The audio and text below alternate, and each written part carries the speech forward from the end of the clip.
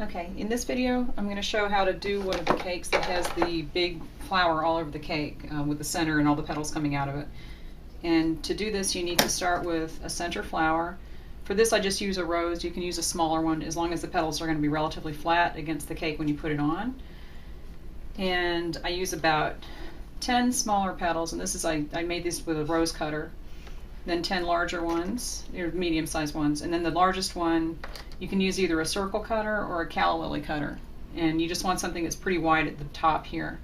I've ruffled them a little bit, but they all have different kind of shapes. Like that one's really ruffly. This one is kind of ruffly. The one thing you want to make sure is that this part isn't curved too much, because if it's really curved when you put it on the cake like that, it's going to come off like that, and you want it to stay kind of flat up against the cake. Alright, this cake actually is going to have another tier on the top, but I'm going to assemble that on site because I don't like carrying them more than 3 at a time. So when you are watching me do this, just realize there's going to be another one, and when I get to the reception site I'm going to assemble the top. Okay, so the first thing is you need this to be relatively flat. So just take some scissors and cut it off. I am going to use the toothpick in this, just to make sure it stays on the cake. Alright, so I'm going to push that flat against the cake. Oops, I just broke that one. It's alright. Now the one thing about these cakes, usually there's a bad side to the cake. This is the bad side. Every cake has a back, so usually this would go against the back of the wall, but since this is going to be completely covered with the flower, I don't care. I'm just going to use it right in the front. So actually I'm going to position this a little bit more flat like that. Okay, and then what you do is you start to assemble the other petals behind it. For this one, you would put that behind, but since this is so long, just break it off. Just use a little icing. See, it's even still too long. Just going to put that right behind it.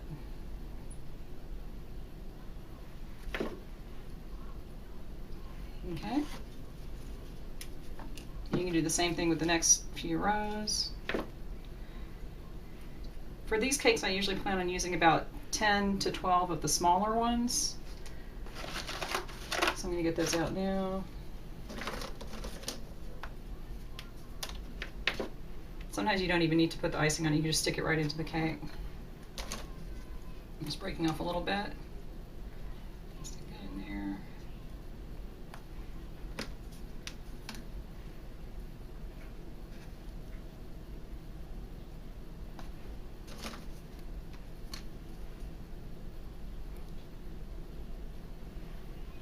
Okay, and you want to just keep going around. For this I'm not going to break off the tip because I can stick it right in like that. And the number of petals that you're going to need is going to be determined by how far apart you want them to be. Like I said, I usually do about 10 of the smaller ones, 10 of the medium-sized ones, and about 20 to 40 of the largest ones, but that just depends on how far you want it to spread out all over the cake. So use that as a guide, but you might need more or less. I've done one cake that had 150 of them on it because it was just all over the whole thing. So that is just going to depend on how many, or how big a spread you want. Because if you're doing a smaller flower, it doesn't need to be anywhere near that number of petals. Okay.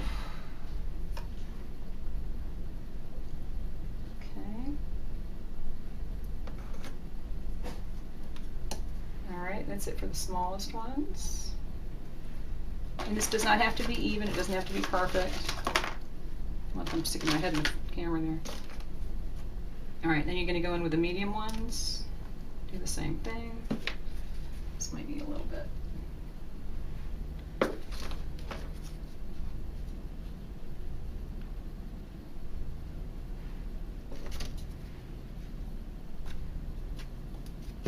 Now, as you're doing the outside ones, you want to try to start making them kind of conform to the sides of the cake a little bit.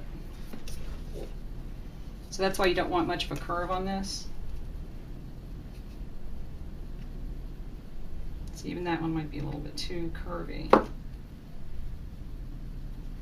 just leave that in there. Let's take that one out a little bit more.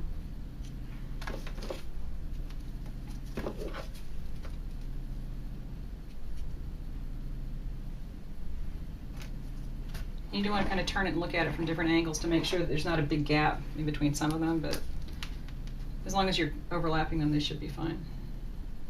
This is not brain surgery. You can't really do it wrong.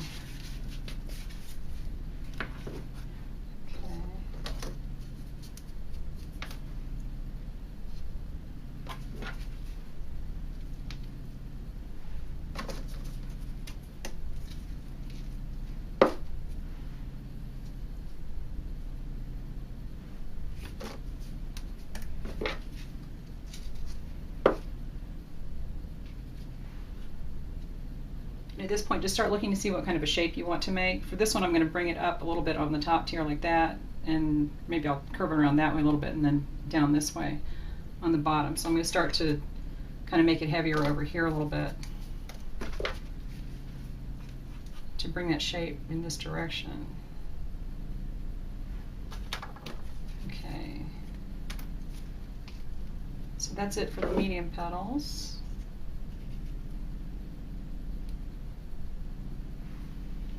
Now we move on to the larger ones. Let's see. I'm going to break that off. So you see I'm breaking it off just so that it's flatter. You can just move them around, reposition them if you need to.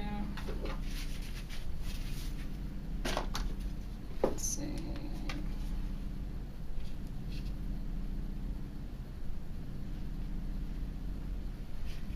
And if there's some icing that sticks out like that, you can just go back with your spatula and kind of take that off. Move everything around until it just nestles into each other.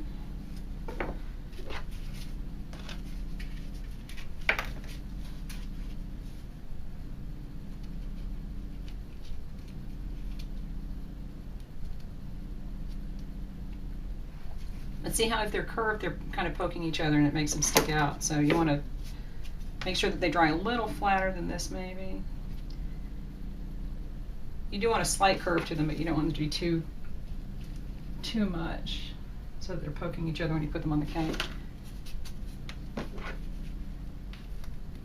And these cakes also tend to work better if the size of the tiers is relatively close. So this is a 5, no, this is 7, the top tier is going to be 5. This is 7, 9, and 11. So that much of a difference is fine. If you wanted to do one taller tier, like a double barrel, then that gives you a flatter surface to work on while you're doing the middle flower. And sometimes that works better, just to keep it kind of all in one plane. Because when you're dealing with this little ledge, it's hard to get the flowers to go in there. There we go. See that?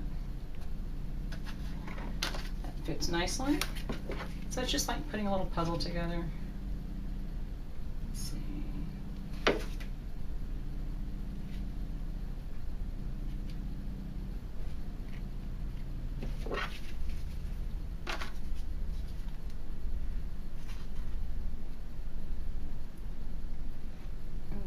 I'm going to start doing, let's see, if I do this, it kind of bridges that gap there.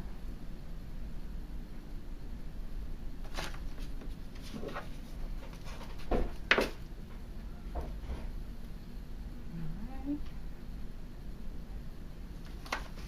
And you just continue on. And you know, like I said, when I get to the reception site, I'm going to put the top tier on and just continue some of the larger petals on the top of it. And she did have a little topper, so I'll put a few up around the topper just to continue that. Let's see. Let's go through here. Now see I'm getting a little gap here, so I'm going to break this off. Now this gum paste that I'm using is the formula that I came up with. It has a longer working time and obviously doesn't dry as stiff because I can break it off. But if you're using something that's stiffer, it doesn't matter. You can still just snap the piece off. If you're using something that's so stiff that you snap it and the whole thing shatters, then that's not good. So when you're making the petals, if that's the case, then just cut off the end and that'll give you more of a way to work with it when you're putting them on the cake.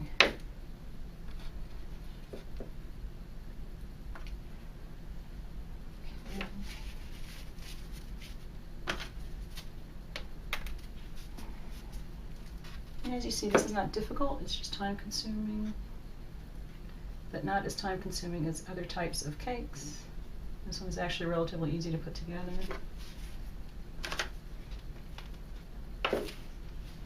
And when you're done, you can go back and kind of look at it and see if there's anything you want to adjust.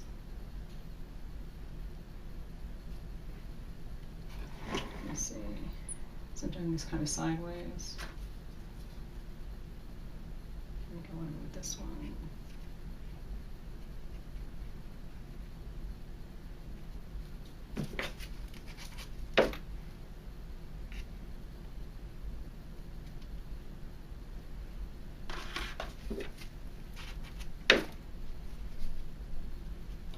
Okay. All right, so that gives me kind of the curve that I want here, and then I'm going to curve it up on the top tier a little bit. And that's basically how you do it. If you wanted to do it all the way around the cake, you can just put more around the sides. And if you wanted to have it flatten out against the side of the cake, the way to do that is to not actually put a petal on it, but just to take some icing and pipe the edges on just to mimic a petal, and then it looks like it's flat against the cake when you're completely done. But that's about it. And you get the idea. It's really not that hard. You just have to make sure you make up enough petals.